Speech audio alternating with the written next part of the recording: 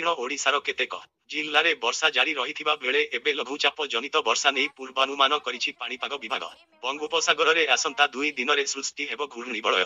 22 तारीख बेलकु दक्षिण पश्चिम बंगोपसागर अंचल रे एक लघुचाप क्षेत्र सृष्टि हेब। प्राथमिक पर्याय रे एहा उत्तर पूर्व मुहां हेब।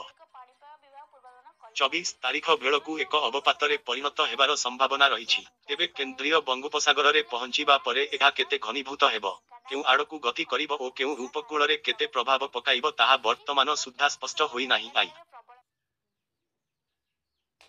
तथापि एहा उपरे नजर रखुछि पाणीपाग विभाग। कारण प्राक मौसुमी समय रे जदि बंगोपसागर रे लघुचाप सृष्टि हुए ताहा अक शक्तिशाली हेबा पई पाग संपूर्ण अनुकूल रहिथाए बोली पाणीपाग विभाग कहिछि।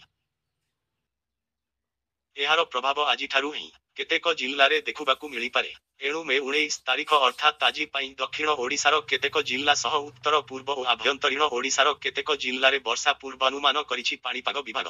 दक्षिण ओडिशार मालकानगिरी, कोरापुट, नबरंगपुर, कलाहांडी, रायगड़ा, गजपति, गंजाम, कंधमाल आदि जिल्लारे हालुकारू मध्यम धरणर वर्षा पूर्वानुमान करिछि पाणीपाग विभाग।